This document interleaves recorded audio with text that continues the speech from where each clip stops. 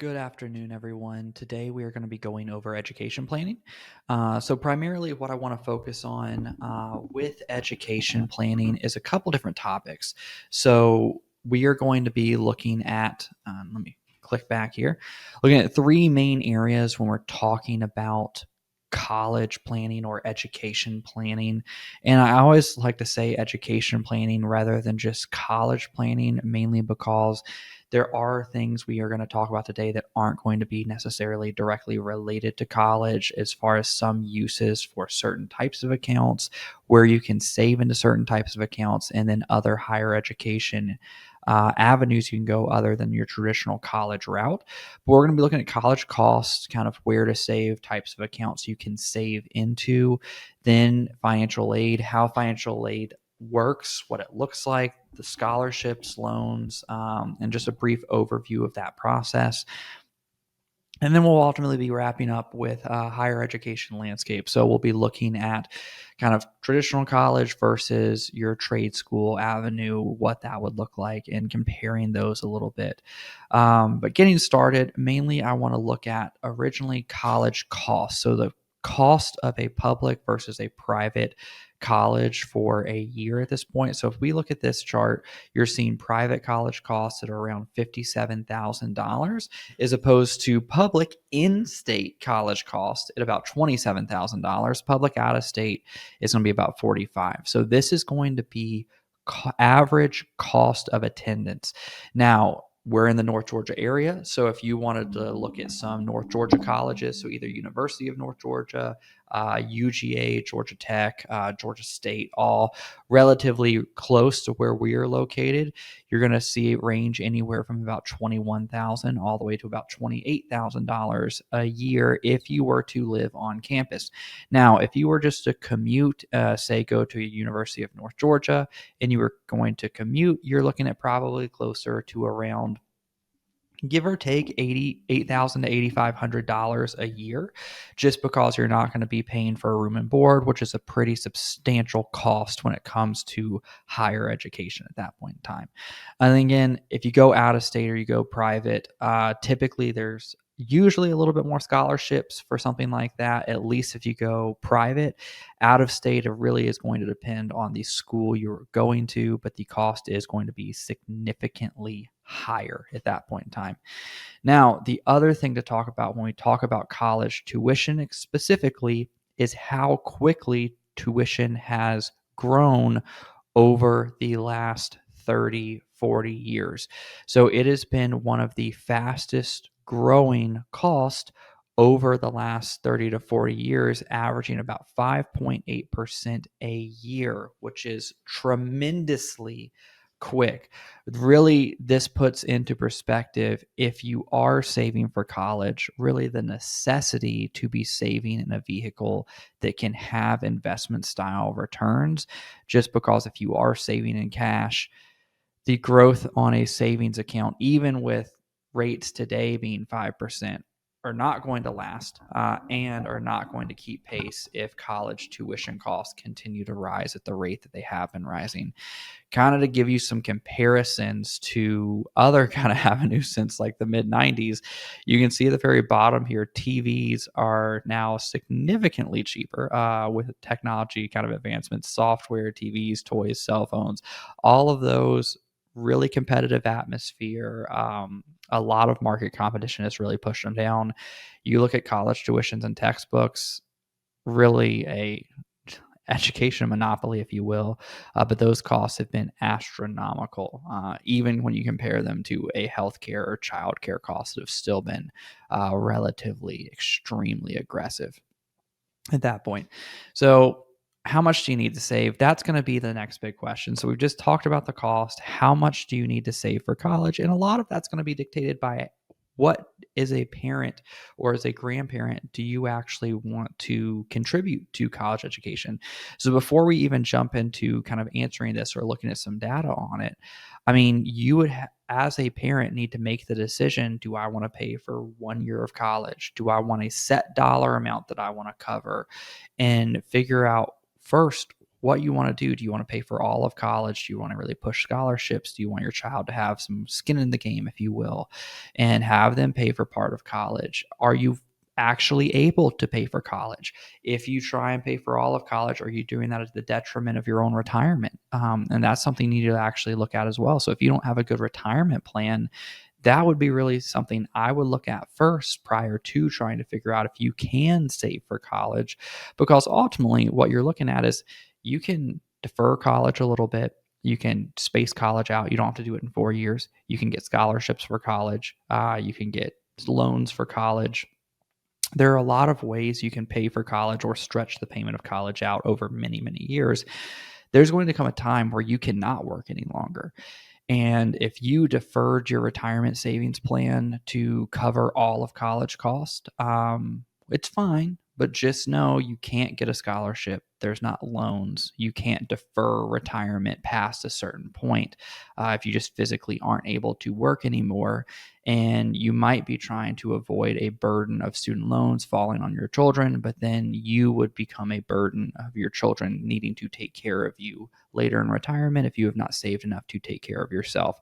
So, all things to think about when you are trying to figure out how much do you actually need to save for college.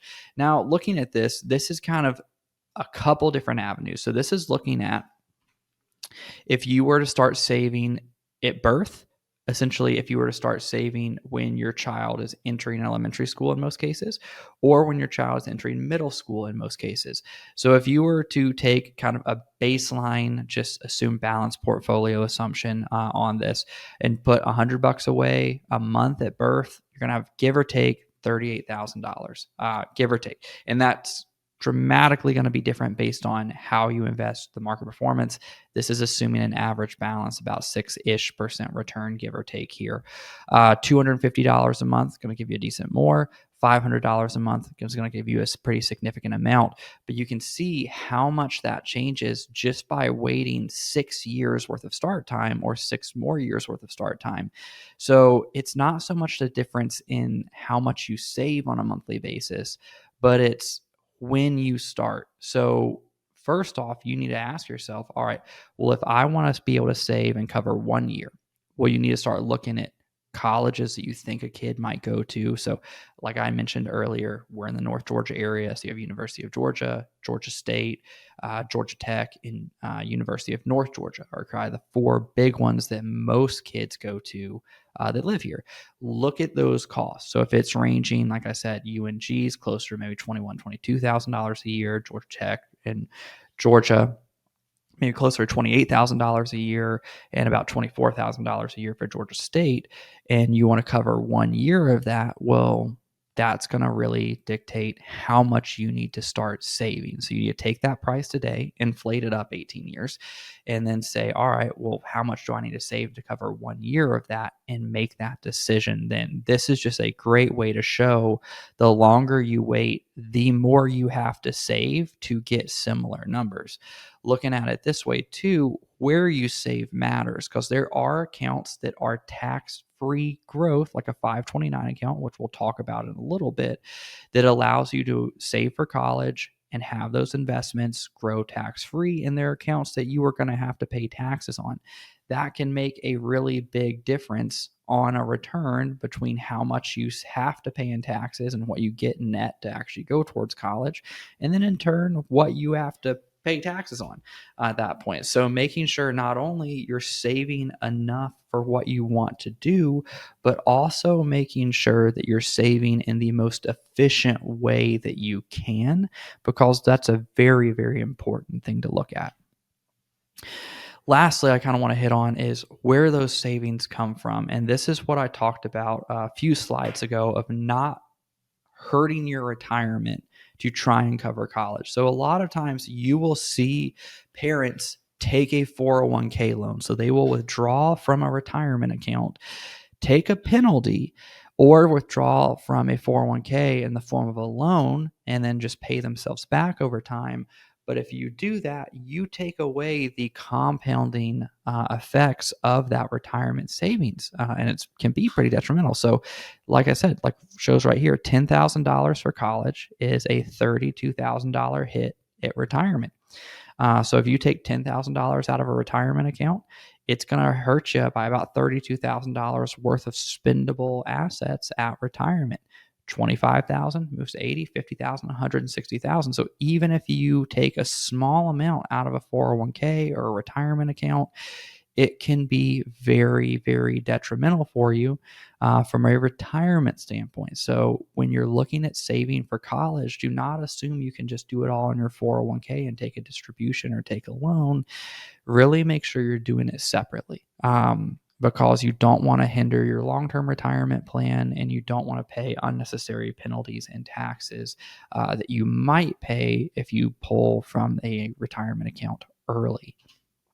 Now, that gets to the question of what types of accounts can we use. So this is a pretty loaded chart, and I'm going to move myself up here and actually shrink myself a little bit here so we can kind of get an idea. But when we talk about retirement savings, there's really 7 main accounts that you typically see used. So I'm going to hit this chart fairly frequently throughout this. So we'll talk about each one of these accounts and then come back to this chart to kind of show the comparison. But really what you're looking at here is it tax exempt growth? Are there limits based on the income the parent makes? Are there limits based on how much you can put in on an annual basis? And how do they affect financial aid favorably or not favorably at that point in time? So you can kind of see here 529 plans are the best ones designed specifically for college. There are 2 types of 529 plans, and we'll get into both of those because I do think some are better than others at that point. But let's start with 529 plans. So 529 plans, they are essentially college savings plans. Each state has their own 529 plan. So you can kind of look and see what state you're in, what the 529 plan is. You're not locked into using your state's plan, but a lot of times the state that you live in offers some benefits. So you put money into a 529 plan, it's invested, and it grows tax-free if used for a qualified education expense. That tax-free growth is where the benefit really comes into play.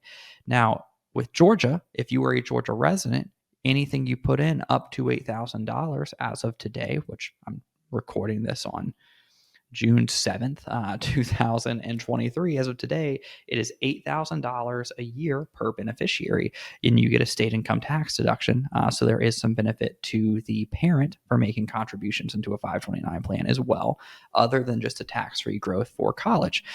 There's minimal impact for financial aid. It's favorable when looking at the financial aid process. And then it's pretty wide open with what you can use it for. So when we look at what you can use a 529 plan for, and really there's a lot of things you can use. You can use it for tuition, room and board, computers, books. Uh, you can even use it for outside rent if you have a student that is living off campus. Most schools have a set dollar amount that they will allow you to use and count it as like that qualified education related expense. You can use it for loan payments, apprenticeship programs, private K through 12 tuition. For loan payments and for K through 12, it is limited. I believe for some of them it's $10,000 a year. Some is $10,000 total at that point, but it offers a very wide range of uses that you can use that 529 plan for. So a lot of the pushback you've traditionally seen with a 529 plan is, well, I don't want to lock myself into just paying for tuition, and they have become substantially easier to use than what we have seen in the past. And it's really opened up to be very broad as far as higher education, especially with like the apprenticeship programs. We've had cases where people have gone into trade schools or gone and used special designations specific to their employment plan, like an education designation, and been able to get the education costs for a specific designation. And that could be from a trade designation all the way to a professional designation. So it is pretty broad with what you can do. Now, if you don't use it all, kind of to get on that point, There's a couple things you can do, even if you don't find a designation or something that you want to spend it on. First is you can transfer the funds to another beneficiary. So if you have multiple children and you put money in one child gets a scholarship, does not use all of their 529 plan, you can transfer the beneficiary. If you have multiple children and neither of them use all their 529 plans, you can actually hold the money in that account. That account doesn't expire, and you can put it towards a grandchild and kind of create a legacy 529 plan at that point in time. Also, starting in 2024, you are eligible to roll over up to $35,000 into a Roth IRA for the beneficiary of the 529 plan. This way, like if you don't end up using it all for education planning, you can end up using some of it to kind of jumpstart your child's retirement planning. Now, there are a lot of rules around how much you can do annually when you qualify to start rolling this over that I'm not going to get into today, but that will be an option for you starting in 2024. And then lastly, you can always just cash it out. So you can cash it out. You will pay a 10% penalty and taxes on the growth of the account, but you're not going to be penalized for any contributions that you put in there. So if anything, and if you just want to use the money for whatever, you can always cash it out. You will face a little bit of tax and a little bit of penalty, but it's not going to be entirely detrimental. And you're not going to be taxed or penalized on the contributions you originally put into the plan. So there are a lot of options with what you can do if you do not use all of it. Now, I have another video up. This is Georgia's Path to College plan. This is the landing page for their website. I have a video going through this website here. You'll find it on our video page on our website. It is just the Path to College review video. Please check that out if you are interested. This website is chocked full of useful information around 529 plans, investment options, cost, questions on how to fund it, how to set it up, how to receive gifts into it, how to link your work to it. So a lot of times you can do a payroll deduction for it as well. So it just comes directly out of your paycheck. But there is a lot of information on this website. I would highly encourage you, if you are looking at using a 529 plan to save for college and you are a resident of Georgia, using the Path to College. If you use the Path to College, it does not mean you have to go to a Georgia school. You can go to a school in Florida, Alabama, Mississippi, Wyoming, wherever, and use the college funds from the Path to College plan. But it is flexible, but it does give you the state income tax deduction if you are a resident of Georgia when you are making those contributions. Now, prepaid tuition plans. So, what we just talked about with these 529 plans are not prepaid, they are just regular investment 529 plans. Prepaid tuition 529 plans are different. There's not a lot of states that still have these. Florida still has one, and a few other states have those. These are plans where you are getting some tax free growth, but you are technically prepaying for future tuition credits. So rather than putting money into an account and having it invested and then having flexibility to use it for whatever you want to, you are actually putting money in a prepaid tuition plan, and you are doing it as a in-state resident. You almost always have to be an in-state resident. So to use the Florida's plan, that is a prepaid tuition plan, you have to be a Florida resident to participate in it. And then they do limit what colleges are applicable. So it is a lot more restrictive. So when we look back here and we say, all right, well, there's the 529 and then the 529 prepaid plan. And even though they check all the boxes here, prepaid plans I do not like typically. I am usually not a fan of prepaid plans. They are very restrictive. You typically can only use them for credit hours towards tuition and fees. You don't have a lot of flexibility to use it for anything else at that point in time. So I would highly recommend looking at alternatives if you live in a state that has a prepaid tuition plan, either using another state's normal college savings plan with a 529 and just skipping your state's. Most of the time, the benefits on the discounts on the tuition can be kind of essentially negated with what you'd get from just the regular investment savings of a normal 529 plan.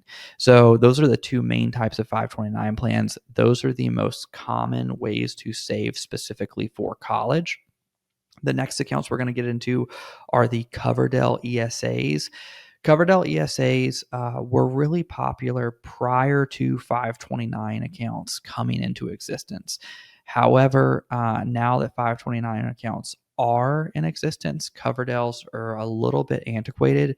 They do have a annual contribution limit of $2,000. They do have income limitations on parents. So if you are a high income individual, you are limited with what you can actually put into a Coverdell. They have age limits, so you can't contribute to a Coverdell if the beneficiary is over 30.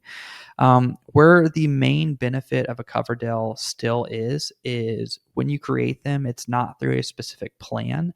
So there's going to be a broader availability of investment options.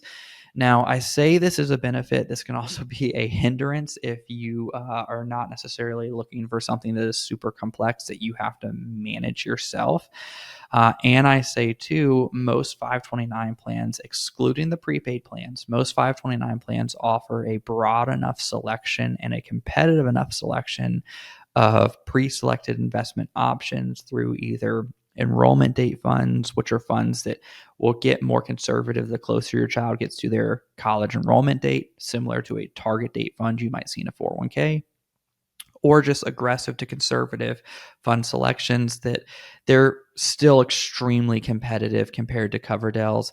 But again, you might still see a Coverdell ESA out and about in the world, but they are essentially really becoming less and less frequent now that 529 plans are more and more frequent at this point. They still offer preferential treatment for financial aid and they still grow tax free, but they do have income limitations. Next are going to be UTMA and UGMA accounts. So UTMA and UGMA accounts are custodial accounts. So they are essentially accounts for minors. Sometimes you will see them listed just as a custodial account. Sometimes you'll see them listed as UTMA. Sometimes you'll see them listed as UGMA. Essentially, all three of them mean more or less the same thing.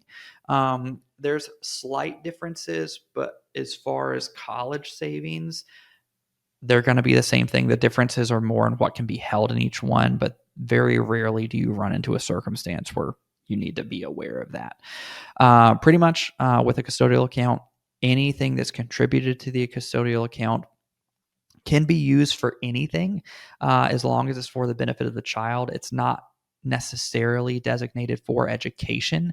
So a lot of times you will see someone use custodial accounts if they are in a blended family and there's risk of divorce, but they want to make sure that the assets stay in the name, like stay being used for the child at that point in time, because as soon as it's contributed to a custodial account, money moved into a custodial account, it's an irrevocable gift for the child. Now, it's not directly going to be used for college necessarily. A lot of times they're done with the idea of being used for college, but you can use a custodial account for anything for the child. While they're still a child, you can use it for food for the child, clothing for the child, or as they reach the age of majority, which in Georgia is 21, that account gets turned over to the child at that point, and they can do whatever they want with it. My pushback for these, depending on the stability of the family situation, is show me a financially responsible 21-year-old. They are out there, and I'm not saying all 21-year-olds are not financially responsible, but I'd say most tend to be slightly financially irresponsible. I know I was at 21 anyways. So with this, it is a great way to put money aside for your child. Is a great way to make sure it's protected so that it will stay for the child. It doesn't have to be used for education. It does not grow tax free. It has no tax advantages, but you just know that at 21, that child can get full access to the funds, or in some states it's 18, just depending on the state you live in, and that at that point they can do whatever they want with that account at that point. So some differences between 529 custodial accounts. Again, the biggest ones is The kid has access to it at 21. It's not locked in for education.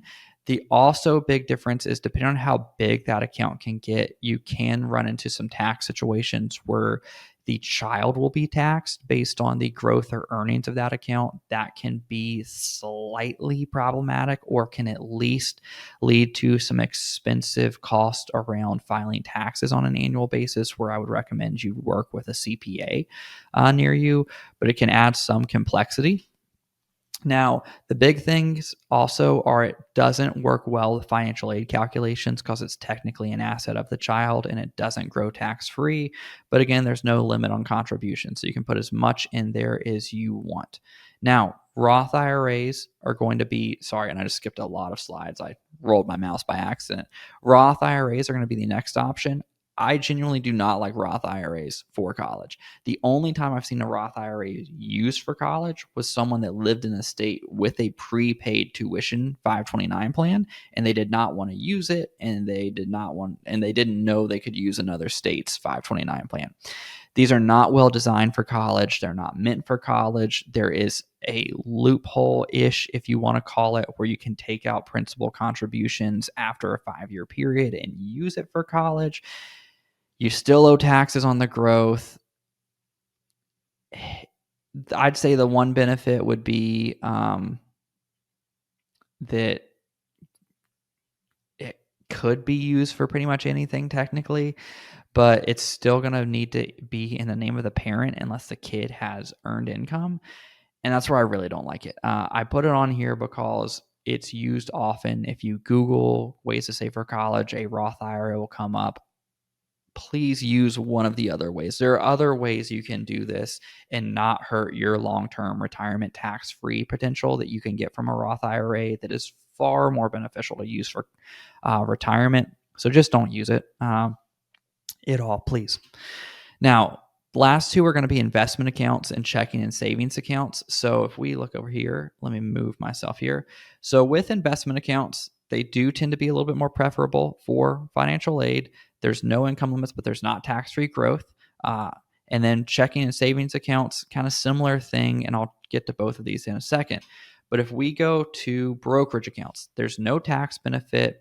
They negatively affect financial aid, but not as bad as a custodial account, but they are flexible. Now, this is what I often recommend people use if they don't want to use a custodial account and they don't want to use a 529 and they have family stability. Now, if you have family instability and there's a risk of divorce, or there's been divorces in the past, or it's a blended family, this can be where it's a little bit harder to guarantee that money is specifically used for the child, because if you use a brokerage account, you would set it up in the parent's name and you would put money into it and you would mentally earmark that this money is for the child. You can invest it, it can grow, it's not going to have any tax advantages. But the benefit is it's not going to go to the child at 21. You still have control as a parent on when you want to give this money to the child.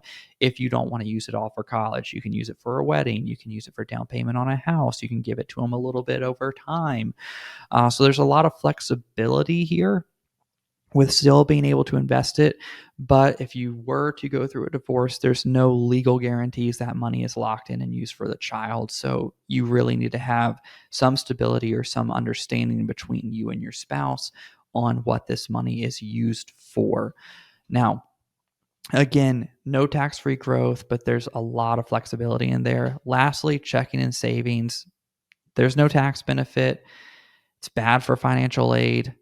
There's really no growth that gets into it. It loses buying power to inflation. Again, much like the Roth IRA, I have this on here because people will save in cash for college and it does not work. Do not do it. If you were going to save for college, please use one of the other options: the investment account, the custodial account, or the UGMA, the Coverdell, or the 529. Now, in most cases, I will almost always recommend a 529 plan or a brokerage account.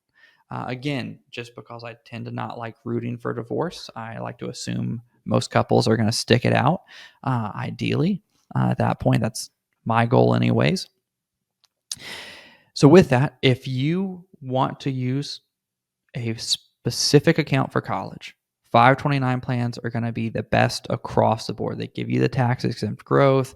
They offer a lot of benefits at that point in time. If you don't want to, or you don't want to do all of it into a 529 plan, investment account is a great option to give the parents continued control, allow them flexibility for when they want to give the assets to the child, but also still allow them to have it invested and growing for them over time. Now, what I typically recommend if you're on the fence is start with the 529 plan. Do that while your kid is young and going into elementary school. And as soon as they start to hit middle school, then you can pivot to a brokerage account, because one of the biggest benefits of the 529 plan is going to be the tax-free growth over time. And that's where you really want to see that benefit grow and grow and grow, is that tax-free growth over time. Then you can do the brokerage account later on and kind of get to where you're not putting a ton extra into the 529 account, but it gives you a little bit of the best of both worlds. But I would typically recommend doing the 529 plan first at that point in time, and just putting in enough compared to what you want to ultimately get out of it. Now, as far as scholarships and financial aid, I just want to start going over a brief overview of scholarships and financial aid. So you have federal scholarships and financial aid, you have state, college, private, and then bank at that point. So like federal, that's where you're going to get like subsidized and unsubsidized loans for the most part. States are going to have some grants and scholarships specific, like Hope for Georgia is a Georgia specific one. Some colleges will have certain scholarships that they only offer for that college. You'll have some private scholarships that are just independent parties that will do scholarships for certain things. And then you can get loans from like private banks. And those are mainly going to be student loans. Banks aren't going to be giving you scholarships typically. Now, I want to kind of go over this because I think there is a misconception, or at least a maybe optimism that's not necessarily founded when we talk about scholarships. So, on average, for grants and scholarships, most people for like grants get around $5,000 if they qualify. So, grants are typically going to be needs based, whereas scholarships are merit based. Like you usually have to apply for a scholarship. You should apply for a grant, but you're not necessarily doing an activity. It's a needs based application. So you're looking on average $5,000 for a grant annually, and then you're looking at about $6,000 for about a scholarship. So if we think back to the very first slide where college was about $24,000 a year, it's not covering all of it. So you are not going to see a huge amount being covered by scholarships unless you really take a proactive attack at it and get a lot of scholarships stacked at that point in time. But a lot of scholarships will not cover all of college costs. They might just cover tuition, but not room and board, or they might just cover a fraction of tuition. And less than 0.5% of college students actually get a full free ride from scholarships. So when we think about scholarships, do not put a lot of your eggs in the basket of, oh, well, my kid will just get scholarships. They're really, really good at sports, or they're really good at this, because that's not going to happen. Now, when we come to sports, I mean, so these scholarships you have, like for Georgia, you have Hope that's going to be able to everyone. You do well in school, you get good grades, you meet the minimum standards. You're going to have a decent amount, if not all of your tuition covered by Hope at that point. Then if you get a scholarship somewhere else, that just adds to it. If you're looking at sports scholarships, just average for D2 schools, I mean, this is the amount that they have the ability to offer to students. So, and you're only looking at about 1 to 2% of students even being offered a scholarship to D2 schools. So that's D2, and it's 1 to 2%. So the likelihood you get a scholarship is extremely minimal. In most cases, like a set school might have a set number of scholarships they can offer for a team, and it's usually going to be spread over multiple members of that team. So no one's getting the full ride except for maybe one at best, and the rest are maybe getting partial. So do not count everything on a sports scholarship, even if they're tremendously great in high school. The likelihood of that going into college is going to be very, very low. Now, when we talk about loans, you really have two types, private and federal. So private are typically going to be bank driven. They have higher interest rates, higher borrowing limits, not necessarily based as much on financial need because they're just straight private loans. You're not going to have any sort of subsidies on them like you would from a federal loan at that point in time.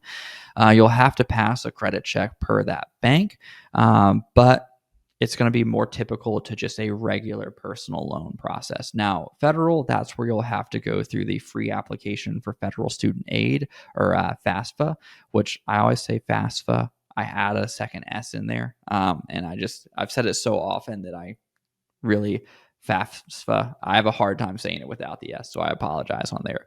But you typically have a little bit lower interest rates. It is a little bit lower borrowing limits, but it is typically a little bit more preferential.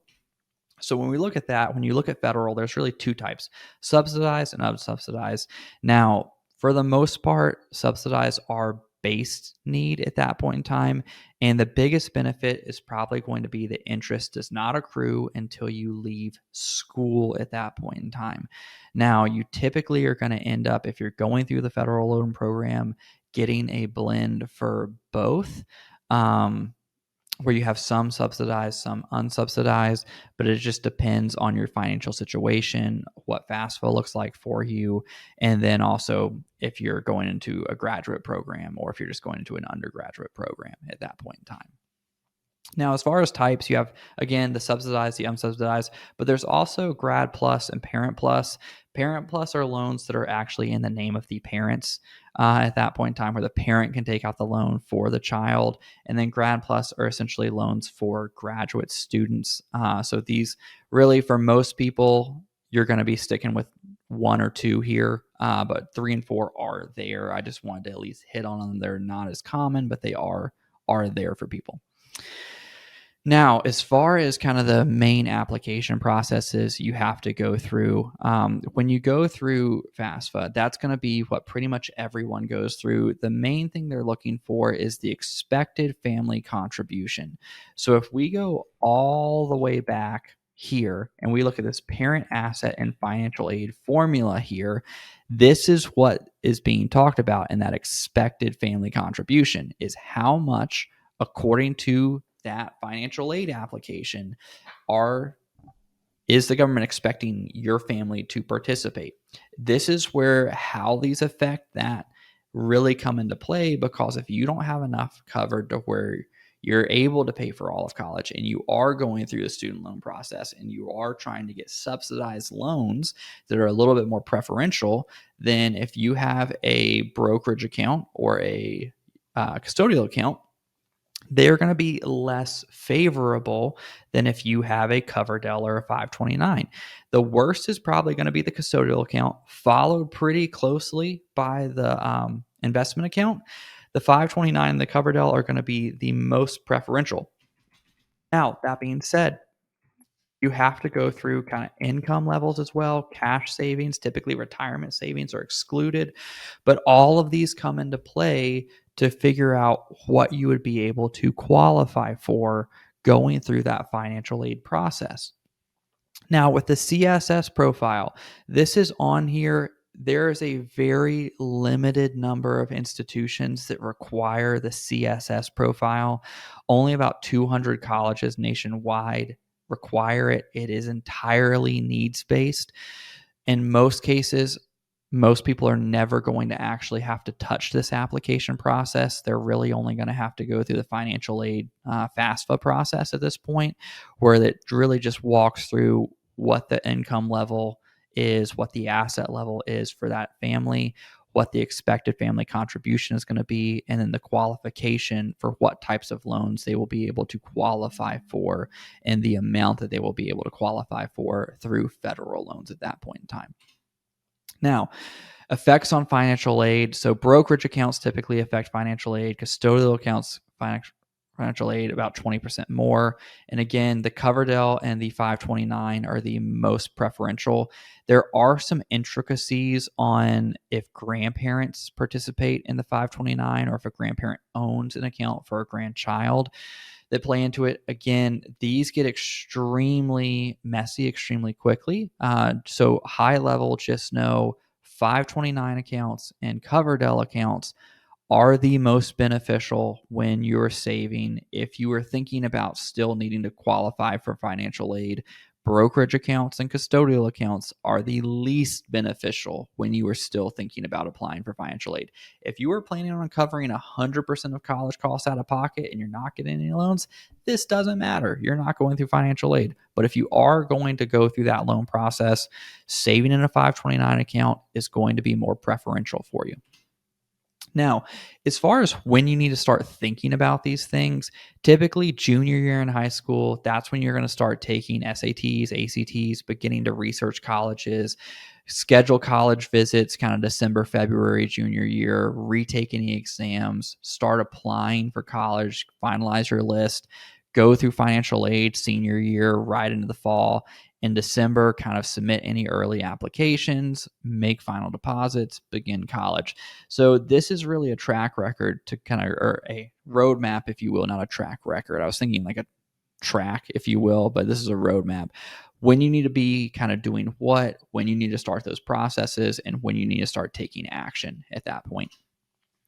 Now, as far as where to find information, so for financial aid, there's a lot of good resources on all these sites. 529 plans. If you are in a Georgia resident, use the Path to College. Again, check out my other video on that.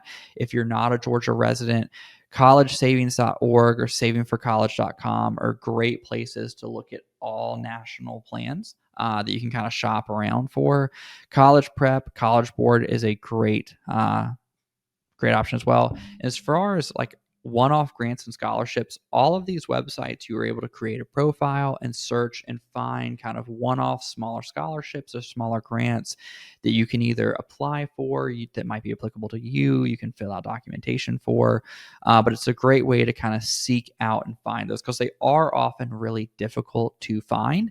And these websites do a great job of essentially consolidating a lot of that information and allowing you to see what is out there at that point in time. But these are all great sites that I would recommend you check out. Now, as far as an overview on everything, before we jump into kind of the higher education landscape, I wanted to at least kind of show a little bit of a tax information standpoint. And again, a lot of this is going to be excess information. So tax savings on college plans, we've already talked about those. But the two big ones I want to look at are the federal tax credits for the American Opportunity Tax Credit and the Lifetime Learning Credit. So these are going to be applied to the parent when they file taxes if they have a minor that are a dependent on their return that you can use. Again, work with your accountant, but just make sure if you have a child in college that you are at least taking advantage of these. Much like the 529 account, that you can get some state income tax deduction, at least if you're a Georgia resident. There always are going to be some benefits that you can get on your end return as well. So I just want to at least have this slide on here. I don't want to get too in the weeds on it, but just to make sure you know that you can get some tax benefits from student loan interest and federal credits on your return going through this process. So there are things in place that can help you out. But again, also extremely subject to change if we have a tax law change. So take that with a grain of salt. Now, higher education landscape. So I want to talk about the higher education landscape because the traditional four-year college is not going to be the best option for everyone. And it's not necessarily saying that you're not going to be successful if you don't go a four-year college. There are tons of people that go to a four-year college and I would say are not successful and it wasn't a good fit. So traditional college alternatives, I would say, are going to be typically trade schools, technical schools, or vocational schools, just depending. A lot of times these just get lumped into the overarching trade school, if you will.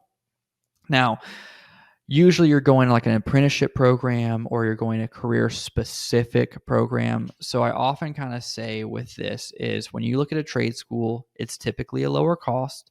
It typically has a specific job in mind. So there's a little bit more job security on that site.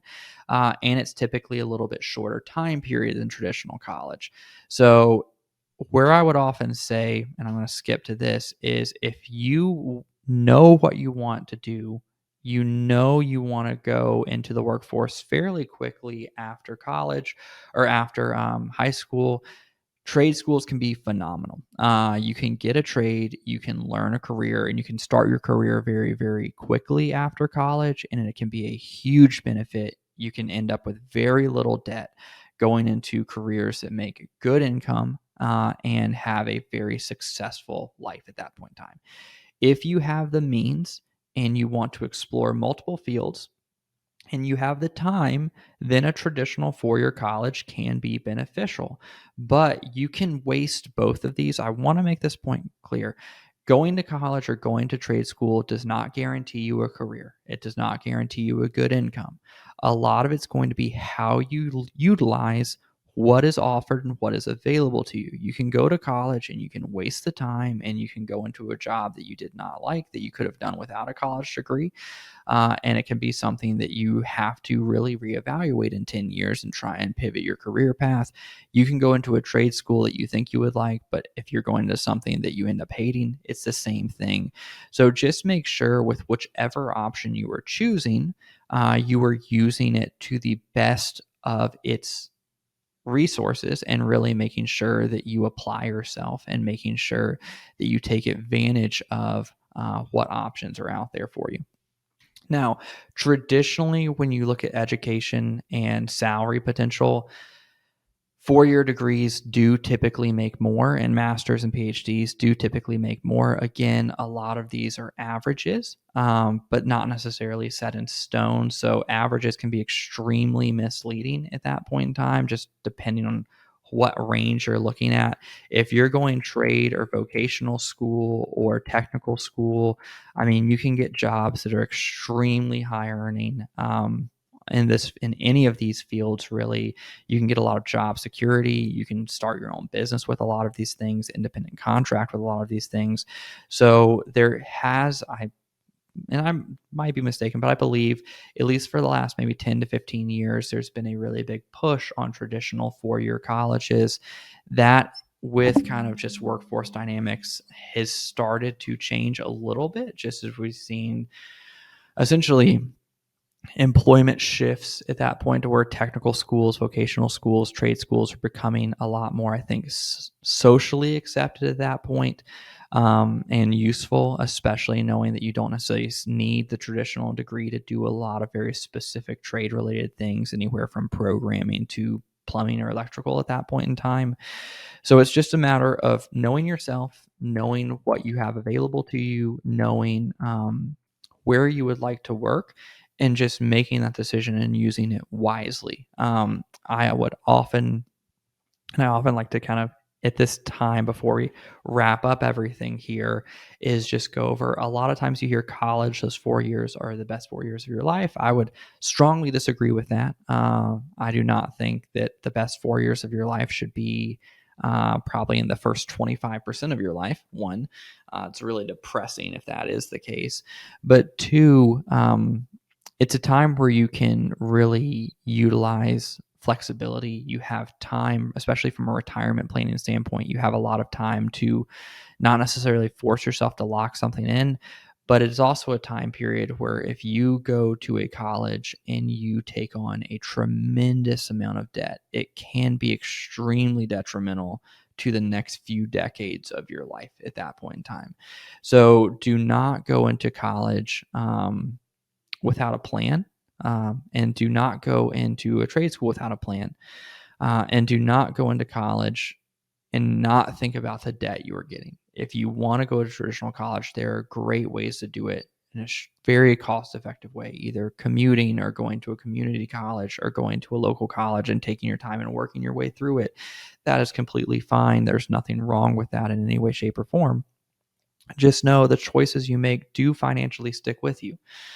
You can change your career, you can pivot, but if you come out with a large amount of debt, that is going to be very hard to get out from under at that point in time. But with that being said, this has been college planning and education planning. I hope you enjoyed this video. I hope it was helpful. I hope my monotone voice didn't put you to sleep too much. Please check out the rest of our videos that we have across the board on different financial planning topics, and have a great day.